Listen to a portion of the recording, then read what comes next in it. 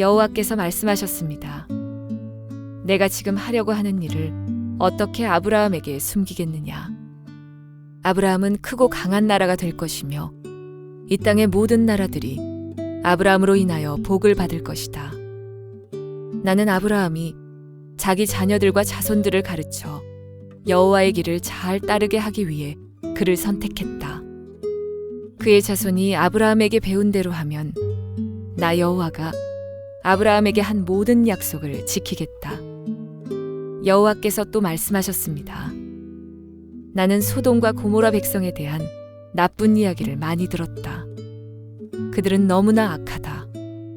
이제 내가 내려가서 그들이 정말로 그토록 악한지 또는 그렇지 않은지를 살펴볼 것이다. 그리하여 그들은 그곳을 떠나 소돔 쪽으로 갔습니다. 하지만 아브라함은 그대로 여호와 앞에 서 있었습니다. 아브라함이 주께 다가가 말씀드렸습니다. 주여, 착한 사람들도 저 악한 사람들과 함께 멸망시키시겠습니까? 만약 저 성 안에 착한 사람 50명이 있으면 어떻게 하시겠습니까? 그래도 저 성을 멸망시키시겠습니까? 저 안에 살고 있는 착한 사람 50명을 위해 저 성을 용서하지 않으시겠습니까? 제발 착한 사람을 악한 사람들과 함께 멸망시키지 말아 주십시오. 그러면 의인이나 악인이나 마찬가지가 되지 않습니까? 주께서는 온 땅의 심판자이십니다. 그러니 옳은 판단을 내리셔야 하지 않겠습니까? 여호와께서 말씀하셨습니다. 만약 저 소돔 성 안에 착한 사람 50명이 있다면 그들을 보아서라도 저 성 전체를 구원해 줄 것이다. 그러자 아브라함이 말했습니다. 저는 먼지나 재에 지나지 않지만 감히 주께 말씀드리겠습니다. 만약 저 성 안에 착한 사람이 45명밖에 없다면 어떻게 하시겠습니까? 5명이 부족하다고 해서 저 성 전체를 멸망시키시겠습니까? 여호와께서 말씀하셨습니다. 만약 저 성 안에 착한 사람 45명이 있다면 저 성을 멸망시키지 않을 것이다. 아브라함이 또 여호와께 말했습니다. 만약 착한 사람이 40명밖에 없다면 어떻게 하시겠습니까? 여호와께서 말씀하셨습니다. 착한 사람이 40명만 있어도 저 성을 멸망시키지 않을 것이다. 아브라함이 또 여호와께 말했습니다. 주여, 노하지 마시고 제가 드리는 말씀을 들어주십시오. 만약 저 성 안에 착한 사람이 30명밖에 없다면 어떻게 하시겠습니까? 주께서 말씀하셨습니다. 착한 사람이 30명만 있어도 저 성을 멸망시키지 않을 것이다. 아브라함이 또 여호와께 말했습니다. 감히 주께 말씀드립니다. 만약 착한 사람이 20명 있다면 어떻게 하시겠습니까? 여호와께서 말씀하셨습니다. 착한 사람이 20명만 있어도 저 성을 멸망시키지 않을 것이다. 아브라함이 또 여호와께 말했습니다. 주여, 노하지 마시고 마지막으로 한 번만 더 말씀드리게 해주십시오. 만약 10명이 있으면 어떻게 하시겠습니까? 여호와께서 말씀하셨습니다. 착한 사람이 10명만 있어도 저 성을 멸망시키지 않을 것이다. 여호와께서는 아브라함과 말씀을 마치신 뒤에 그곳을 떠나셨습니다.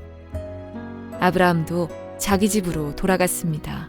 자, 우리 가슴에 손을 얹고 믿음을 고백하고 오늘 주께서 주시는 말씀 받겠습니다. 제가 먼저 고백할게요. 하나님은 나를 사랑하십니다. 나는 그 사랑 안에 있습니다. 하나님은 오늘 나에게 말씀하실 것입니다. 그 말씀에 능력이 있습니다. 그 말씀에 생명이 있습니다. 나의 마음을 하나님께 열겠습니다. 나의 생각을 예수님께 집중하겠습니다. 들은 만큼 변합니다. 들은 만큼 행복해집니다. 자, 창세기 18장으로 오래간만에 돌아왔어요. 18장에 나누었던 이야기를 좀 다시 한번 기억해 보려고 하는데, 하나님께서 사람의 몸을 입으시고 아브라함을 찾아오셨죠. 특별한 은혜입니다. 그런데 사람의 몸을 입고 찾아오신 하나님을 아브라함이 알아봅니다. 그것도 대단히 특별한 은혜입니다. 찾아오신 하나님 앞에 아브라함이 달려나가서 엎드려 절하며 이렇게 이야기를 하죠. 주님, 주의 종을 그냥 지나치지 마십시오. 이 고백 가운데 아브라함이 지금 어떤 마음으로 하나님을 맞이하고 있는가라고 하는 것을 그대로 엿볼 수 있습니다. 그는 하나님을 기다리는 사람이 되었고, 하나님이 나타나시면 알아볼 수 있는 사람이 되어 있었습니다. 하나님께서 할례 사건 이후에 아브라함을 다시 찾아오신 이유는 사라에게 언약의 아들이 태어날 것이다 라고 하는 소식을 전해주기 위함이었습니다. 아들을 낳지 못해서 평생 수치와 낙심 속에 살아가고 있던 사라가 아들이 태어날 것이다 라고 하는 하나님의 말씀 앞에 웃습니다. 좋아서 웃는 것이 아니라 기가 막혀서 웃는 것입니다. 어떻게 그런 일이 나한테 있을 수 있겠어? 상처가 얼마나 깊은지 하나님께서 좋은 소식을 전해주어도 좋아할 줄 모릅니다. 하나님께서 바로 그것 때문에 찾아오신 것입니다. 사라에게도 아브라함과 똑같이 언약을 믿고 그 언약을 이루실 수 있는 전능하신 하나님, 능치 못하심이 없으신 하나님, 그 하나님을 히브리 말로 뭐라 그런다 그랬죠? 엘샤다이의 하나님, 그 엘샤다이의 하나님을 믿음을 주시기 위해서 사라에게 찾아오신 것입니다. 그리고 그렇게 사라에게도 열국의 어미가 되는 믿음이 자라나게 되는 것입니다. 하나님께서 또 아브라함을 직접 찾아오신 이유는 하나님의 마음을 보여주고 알리기 위함이었습니다. 특별히 소돔과 고모라에 연관된 일들을 미리 알려주시고 하나님의 마음을 보여주시기 위함이었습니다. 창세기 18장 16절 17절 말씀인데요, 같이 한번 읽어볼게요. 시작. 소돔을 향했습니다. 아브라함은 그들을 배웅하기 위해 얼마쯤 그들과 같이 걸었습니다. 여호와께서 말씀하셨습니다. 내가 지금 하려고 하는 일을 어떻게 아브라함에게 숨기겠느냐. 하나님께서 아브라함이 섬기는 식사를 다 대접을 받으시고 두 천사와 그 자리를 떠나시면서 소돔을 향해 걸어가시려고 하는데, 하나님께서 잠깐 그 발걸음을 멈추시고 아브라함에게 내가 지금 속에 마음을 품고 있는 이 일을 어떻게 얘기하지 않고 그냥 지나갈 수 있겠느냐, 이런 말씀을 하는 거예요. 그렇다면 우리는 이런 질문을 한번 던져보아야 되죠. 왜 유독 아브라함에게만 하나님의 이 속마음을 나누기를 원하셨을까? 이유는 간단합니다. 그 아브라함이 하나님의 하나님의 친구가 되었기 때문입니다. 친구는 속 이야기를 하는 사람이잖아요. 여러분도 저를 친구라고 생각할 때 속 이야기를 해주시겠죠. 친구끼리는 그렇게 깊은 이야기를 하는 사이니까. 요한복음 15장 15절 말씀 한번 읽어볼까요? 예수님께서 친구됨에 대해서 어떻게 말씀하고 계시는지 시작. 이제 내가 너희를 더 이상 종이라고 부르지 않겠다. 종은 주인이 하는 일을 알지 못한다. 방금 전에 나는 너희를 친구라고 불렀다. 왜냐하면 아버지께 들은 것을 다 너희에게 알게 하였기 때문이다. 자, 예수님께서 말씀하시는 것도 그 내용이죠. 내가 너희를 친구라고 한다. 내가 아버지께 들었던 것을 비밀로 감추지 않고 다 이야기를 하는 이유는 너희가 나의 친구이기 때문이다. 이렇게 말씀을 하고 있는 거예요.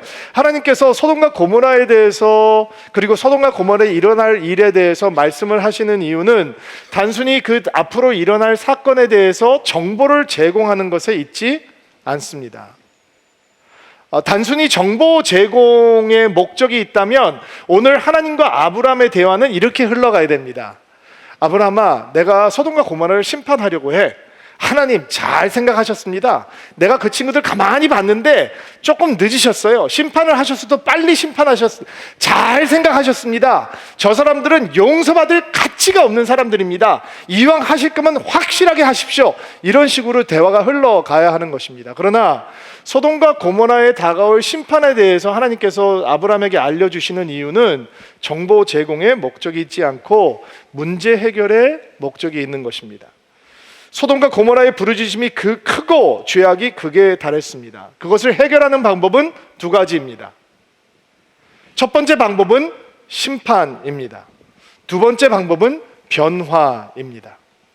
그 죄악성에 계속 머물러 있어서 하나님의 심판을 받든지 아니면 회개하고 변화를 받아서 구원을 받든지 둘 중에 하나, 하는 것입니다. 여러분, 아시리아 수도였던 니느웨에 요나가 가지 않습니까? 똑같은 상황이에요. 그들의 악이 극에 달했기 때문에 그 도시가 멸망하게 될 것이라고 선지자가 외칩니다. 그리고 그 땅의 백성들은 회개합니다. 죄를 뒤집어쓰고 회개합니다. 그리고 하나님의 용서와 긍휼이 임하지 않았습니까? 하나님께서 소돔과 고모라를 향해서 하나님께서 하실 일을 알려주시는 것만으로 하나님 목적이 있는 것이 아니라 그 문제를 해결할 수 있는 키가 믿음의 사람, 약속의 사람 아브라함에게 있다라고 하는 것을 알게 해주시고, 지금 아브라함은 복받은 사람이거든요. 그의 미래도 복으로 가득 차 있거든요. 그가 누리고 있는 복, 그가 누리게 될 복 속에는 소돔과 고모라 같은 악이 가득 차 있는 도시의 문제를, 다가오는 심판을 해결할 수 있는 키가 숨겨져 있다라고 하는 것을 가르쳐 주시고, 그를 초청해서 하나님의 동역자로 삼기 위해서 아브라함에게 소돔과 고모라에 대해서 말씀을 하고 계시는 것입니다. 18절 19절 말씀 한번 읽어볼게요. 시작. 아브라함은 크고 강한 나라가 될 것이며 이 땅의 모든 나라들은 아브라함으로 인하여 복을 받을 것이다.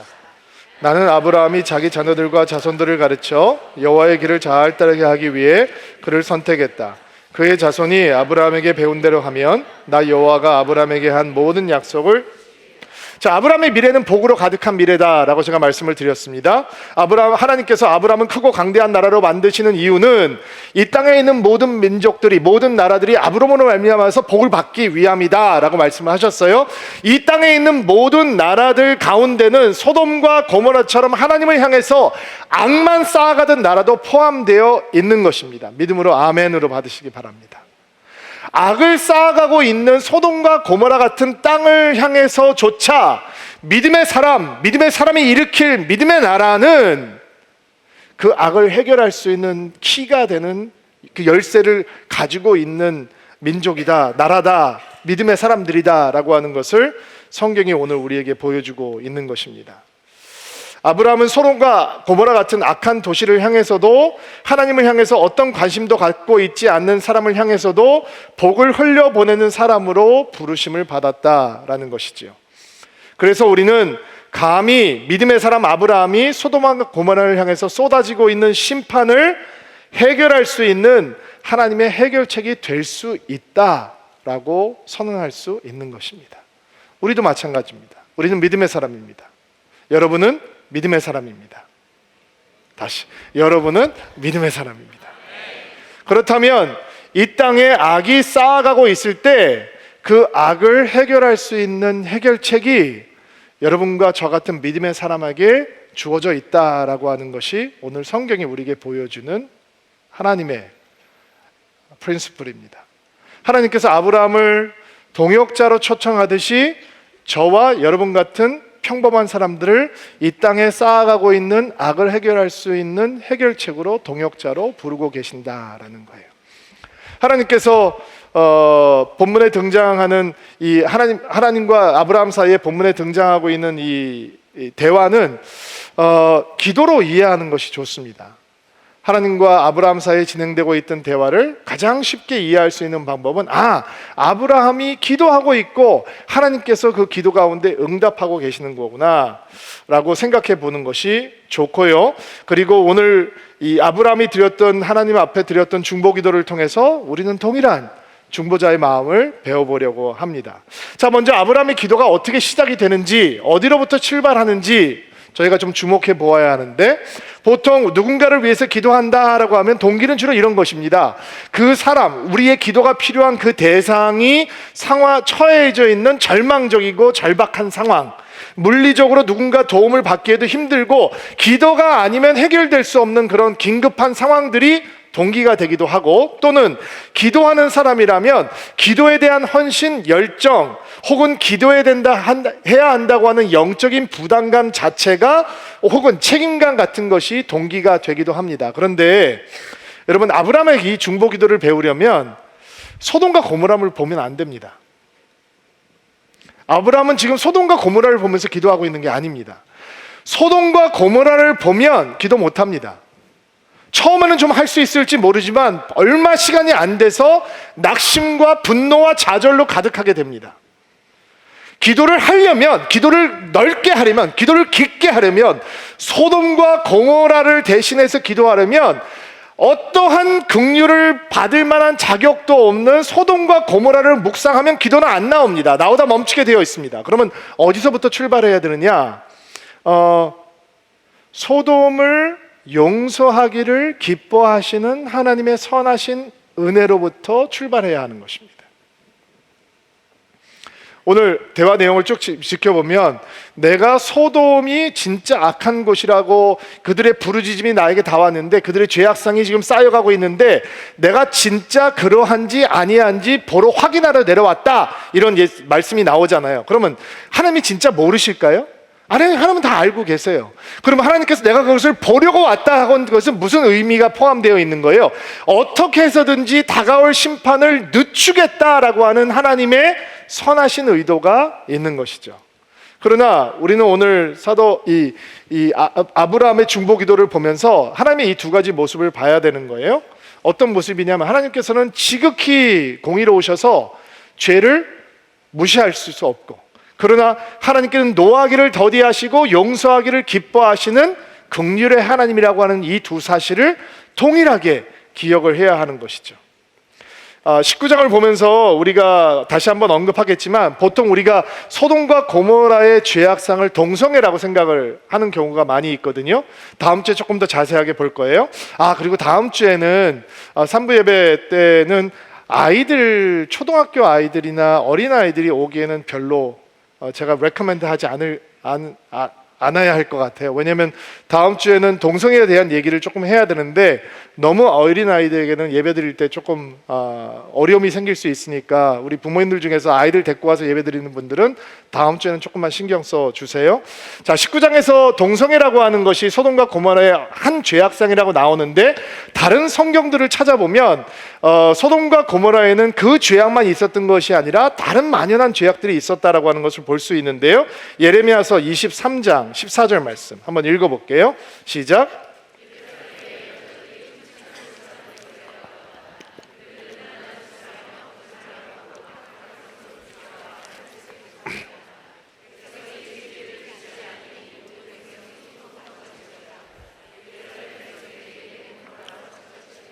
음란과 거짓, 소돔과 고모라 같이 되었다라고 얘기하죠. 에스겔서 16장 49절에서 50절 말씀 개역 개정판으로 읽어볼게요. 시작.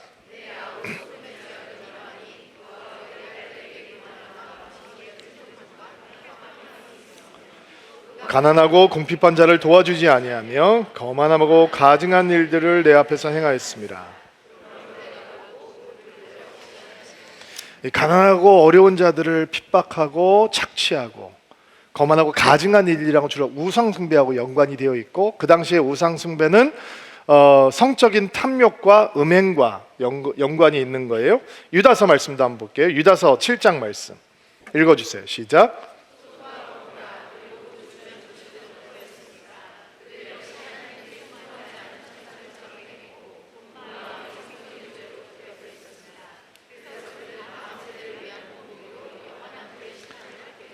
온갖 성적인 타락으로 얼룩져 있었다는 거예요. 이렇게 탐욕에 사로잡혀서 자신들의 욕심을 채우는데 급급하고 우상숭배 속에 빠져서 음행을 일삼고 하나님 보시기에 가증한 일들을 행하고 약한 자들을 억압해서 얻은 부를 신뢰하고 하나님으로부터 점점 멀어지는 거예요. 그런데 여러분, 우리가 올해 몇 주 전에 나누었던 이야기를 한번 상기를 해보면 소돔과 고모라 백성들은 세컨 찬스를 얻은 사람들이잖아요. 그돌로 오멜이라고 하는 동방의 맹주가 연합군을 형성하고 가나안 5 나라들과 함께 전쟁을 벌여요. 그리고 전쟁을 벌이는데 상대가 되지 않고 단번에 가나안 5 나라가 무너져 버리죠. 그리고 거기에 들어오는 모든 재산들과 노략품들을 갖고 노예들을, 쓸만한 사람들은 전부 다 노예를 잡아서 데리고 갔어요. 그러면 이 5 나라는 완전히 파괴가 된 거죠. 불태우고 도륙하고 난리가 났겠죠. 그리고 이 사람들이 다 잡혀갔어요. 그런데 아브라함이 가병 318명을 데리고 밤에 기습공격을 해서 거길 다 찾아오잖아요. 얼마나 큰 승리를 거뒀는지 이 동방의 네 나라의 연합군이 다시 전쟁을 하겠다라고 하는 생각조차 못할 정도로 큰 승리를 하고 이 전리품들과 노예로 잡혀갔던 사람들을 다 다시 데리고 와요. 그 행렬이 수킬로미터는 이어졌을 것이다 라고 학자들이 얘기를 해요. 이 행렬, 이 노예들, 이 전리품들은 다 누구 거냐? 아브라함 거예요. 다 아브라함이 노예를 삼아도 아무 얘기 못하는 거예요. 근데 그들에게 삶을 돌려주죠. 당신들은 자유인입니다. 당신들의 재산도 다 돌려주겠습니다. 이렇게 얘기를 한단 말이에요. 그리고 아브라함이 돌아왔을 때 그를 맞아주었던 사람이 누구였죠? 아주 신비로운 사람, 평화의 왕, 의의 왕, 멜기세덱. 멜기세덱이 그 아브라함을 축복하면서 여호와의 이름을 찬양하는데, 그때 마틴 루터 같은 사람은 그 장면을 어떻게 해석을 했냐면, 물론 기억하고 계시겠지만 거기 모여있는 수많은 노예로 잡혀갔던 사람들, 그리고 가나안의 다선 백성들 앞에서 당신들은 하나님을 떠나서 살고 있어서 이런 일이 생겼으니 하나님께로 돌아오라 라고 하는 회개를 촉구하는 설교를 했을 것이다 라고 그 성경 구절을 해석한다 라고 제가 설명을 드렸잖아요. 당연히 기억하고 계시죠? 그러니까 세컨 찬스가 있었던 거죠. 여러분, 노예로 잡혀갔잖아요. 짐승처럼 살아가야 되는 거, 어떤 소망도 없어요. 그런데 누군가의 도움으로 삶을 되찾았다고요. 구원을 얻은 거란 말이에요. 그러면 그들은 무너진 도시로 가서 다른 도시를 세울 수 있는데도 불구하고 여전히 하나님을 거역하고 하나님 앞에 가증한 일을 일삼고 탐욕과 욕심을 따라가고 그리고 약한 자를 억압하고 착취하는 그런 나라로 삼았던 거예요. 하나님을 믿을 수 있는 세컨 찬스를 하나님으로부터 더 멀어지는 세컨 찬스로 삼아버린 거예요. 그리고 이제 다가올 심판을 맞을 수가 없는 거예요. 롯을 비롯해서 소돔과 고모라에 있는 모든 사람들은 하나님의 구원을 체험한 사람들인데도 불구하고 하나님을 찾지 않는 사람들이 되어버려요. 얼마나 슬픈 이야기예요. 정말 너무 슬픈 얘기죠. 그 땅에 사람들이 자신을 향해서 심판을 쌓아가고 있고, 이제 하나님께서 두 천사와 함께 그 땅을 심판하시겠다라고 말씀을 하시는 거예요. 그 마음을 알기 때문에 아브라함이 중보를 시작하는 거죠. 23절부터 25절 말씀 한번 읽어볼게요. 23절부터 25절 말씀 시작.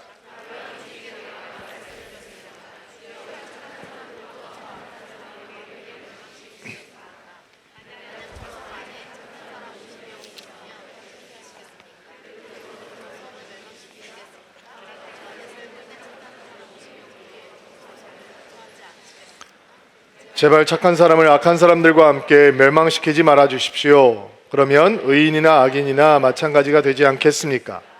주께서는 온 땅의 심판자이십니다. 그러니 온 판단을 내리셔야 하지 않겠습니까?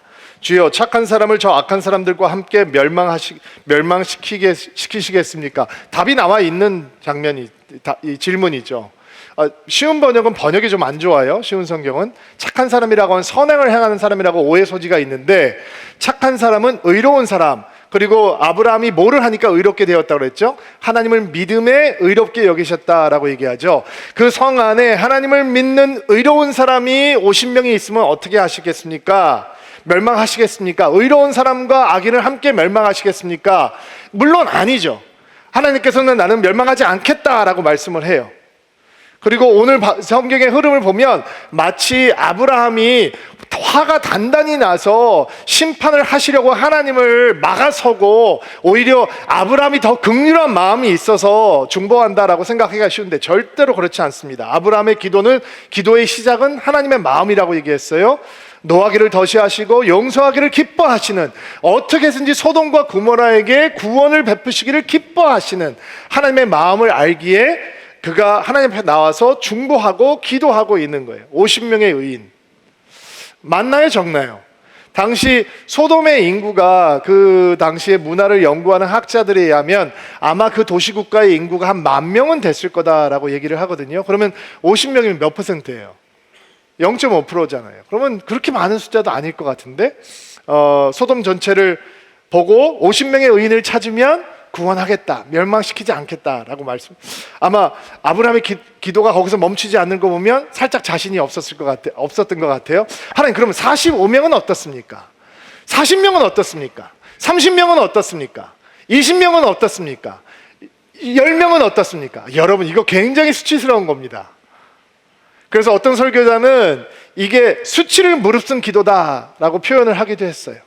여러분, 이 소돔과 고모라하고 이 아브라함과 무슨 상관이 있습니까? 어떤 사람은 이렇게 간절하게 기도하는 이유가 조카 롯이 거기 살고 있기 때문이다. 천만의 말씀요. 여러분, 그런 기도 누가 못합니까? 자기 가족을 위해서 기도하는 기도는 여러분과 저도 하잖아요. 매일 하잖아요. 넘치게 하잖아요. 너무 하잖아요. 지금 아브라함의 기도는 그런 기도가 아닙니다. 아브라함의 기도는 소돔과 고모라에 있는 사람들, 그 땅에 심판을 쌓아 올리고 있는 사람들을 향해서 기도하고 있는 것입니다. 그의 기도는 멈추지 않습니다. 하나님 앞에 수치스러움을 무릅쓰고 계속 기도하는 것이죠. 27절 말씀 보세요. 읽어주세요. 시작. 그러자 아브라함이 말했습니다. 저는 먼지나 재에 지나지 않지만 감히 주님께 말씀드리겠습니다. 자, 자기를 뭐라고 비교하고 있어요? 먼지나 재에 지나지 않습니다. 지금 아브라함이 기도하는 사람이 빠질 수 있는 교만, 기도하는 사람이 빠질 수 있는 자만, 이런 거에 대한 경계가 되는 영성을 정말 잘 보여주고 있는데, 자신의 무력함, 미력함, 자신의 보잘것없음을 겸손하게 고백하고 그러나 담대하게 기도의 자리에 머물러 있는 것입니다. 소돔의 운명을 붙들고 위해서 기도하고 있는데 심판을 막아서는 중보 기도를 하고 있어요. 그러나 그는 기도하는 자신의 자금을 하나님 앞에 고백합니다. 자기의 기도에 보잘것없음을 인정하는 것입니다. 그의 기도가 뜨겁기 때문에 하나님의 심판이 멈추는 게 아니거든요. 그의 기도가 긍휼이 넘치기 때문에 심판이 머물러 서는 것이 아니고, 아브라함은 기도하면서 알고 있는 거예요. 그의 유일한 소망은 크신 하나님께 있고 하나님의 크신 긍휼 안에 있다라고 하는 것을 알고 있기 때문에 그는 자신을 신뢰하지 않고 자기의 기도를 신뢰하지 않고 하나님의 크신 자비하심을 신뢰하고 기도하는 거예요. 하나님, 내가 소돔과 고모라를 향해서 어떻게 기도할 수 있습니까? 내 기도가 무슨 소용이 있겠습니까? 저들이 저렇게 악한데, 저들이 저렇게 하나님께 관심이 없는데, 나는 재와 같고 먼지와 같은 존재인데, 그럼에도 불구하고 나는 크신 하나님을 바라보고 하나님의 크신 사랑을 신뢰하고 하나님의 크신 자비를 신뢰하고 기도합니다. 주님, 용서해 주십시오. 주님께서 그것을 원하시지 않습니까? 그리고 10명까지 내려가는 것입니다. 왜 10명에서 멈췄을까? 왜 10명에서 멈췄을까? 1명까지 내려갔으면 소돔과 고모라는 멸망하지 않았을 텐데, 이런 생각도 할 수 있겠죠. 그러나 아마 10명은 찾을 수 있지 않았을까? 10명이면 10,000명 중에 0.1%예요, 여러분. 서울에서 0.1% 의인은 찾을 수 있지 않을까요? 우리에게도 그런 마음은 있지 않을까요? 그런데 그 10명의 의인을 찾으면 내가 그 도시를 멸망치 않겠다라고 하는 하나님의 언약은 놀라운 구원의 진리를 보여줍니다. 소수의 의인 때문에 다수의 악한 사람들이 구원을 체험한다라고 하는 게 구원의 신비입니다. 아멘으로 받으시기 바랍니다. 한 명의 의인, 예수 그리스도 때문에 다수의 죄인이 구원을 경험하는 것입니다. 이게 구원의 신비죠. 죄를 범하지 않은 분이 다수의 죄인들의 죄가 되셔서 십자가에 오르시고 십자가에서 하나님의 진노를 받으시고 죽으셔서 우리의 죄값을 치르시고 우리에게 구원의 길을 열어주신다라고 하는 것이 하나님의 구원의 원리입니다. 10명의 의인만 찾으면 소돔과 고모라는 멸망하지 않은 것입니다. 그런데 멸망했습니다. 왜 멸망한 것입니까? 특정한 죄 때문에 멸망한 것이 아니라 의인 10명이 없어서 멸망한 것입니다. 오늘 말씀을 마무리하면서 여러분과 저는 하나님의 도전 앞에 서게 됩니다. 2가지 도전입니다. 오늘 이런 헌신을 할 수 있게 되기를 바랍니다. 첫 번째는 아브라함 같은 중보자가 되겠다라고 하는 헌신입니다. 소돔과 고모라를 바라봅니다. 그리고 서울을 바라봅니다. 대한민국을 바라봅니다. 여러분은 소돔과 고모라보다 서울이 훨씬 낫다고 얘기할 수 있습니까? 대한민국이 훨씬 괜찮다고 얘기할 수 있습니까? 저는 그럴 자신이 없습니다. 그렇다면 아브라함이 주님 앞에 서서 끈질기게 수치를 무릅쓰고 기도했던 것처럼 우리도 이 땅을 위해서 기도하는 중보자가 되어야 합니다. 진정한 믿음의 사람이라면, 복음의 사람이라면, 기도의 사람이라면 세상을 바라보고 손가락질하고 심판할 때가 다가왔다고 조롱하는 것이 아니라 이 땅을 위해서 눈물 흘리고 기도하는 중보자의 마음을 회복해야 하는 것입니다. 축복합니다. 아브라함 같은 중보자가 되는 은혜가 있게 되기를 주의 이름으로 축복합니다. 두 번째 헌신은 바로 이것입니다. 10명의 의인이 없어서 망했습니다. 여러분이 서울에서, 대한민국에서 하나님께서 찾으시는 그 10명의 의인이 되지는 않겠습니까? 착한 행실을 향하는 의인이 아닙니다. 주를 온전히 믿는 믿음, 십자가를 온전히 신뢰하는 믿음으로 가진 의인, 하나님 이 땅 가운데 주께서 찾으시는 바로 그 10명의 의인으로 내가 되기를 헌신합니다 하는 복된 주일이 되기를 주의 이름으로 축복합니다. 자, 우리 가슴에 손을 얹고 안수해 주시기 바랍니다. 여러분은 오늘 그 두 가지 헌신을 할 수 있도록 축복하고 기도하겠습니다. 하나님, 아브라함이 소돔과 고모라를 바라보고 있었다면 이렇게 기도하지 못했을 것입니다. 그러나 사랑이신 하나님, 노하기를 덧시하시고 용서하기를 기뻐하시며 심판을 베풀기를 슬로우하게 하시고 구원을 베풀기를 빨리 하시는 하나님을 알았기에 이렇게 중보할 수 있었음을 압니다. 주여, 우리에게 그 중보의 영을 더하여 주옵소서. 아브라함처럼 기도하는 인생이 될 수 있도록 축복하여 주시옵소서. 서울을 위해, 대한민국을 위해 눈물 흘리는 드림인들이 되게 하옵소서. 또 축복합니다. 하나님, 주께서 찾으시는 10명의 의인, 10명의 믿음의 사람, 하나님을 경외하고 하나님을 두려워하고 거룩과 순결의 길을 가기를 소망하는 믿음의 사람이 되기를 원합니다. 가슴에 손을 얹고 기도하는 드림인 한 사람 한 사람들마다 죄를 두려워하고 주님을 향해 달려가는 믿음의 사람으로 설 수 있도록 도와주옵소서. 주의 눈이 우리에게 머물렀을 때 바로 저기 내가 찾는 믿음의 사람이 있다라고 하나님께서 칭찬하실 수 있는 믿음의 인생들이 될 수 있도록 하나님께서 은총을 베풀어 주시옵소서. 예수님의 이름으로 기도하옵나이다. 아멘.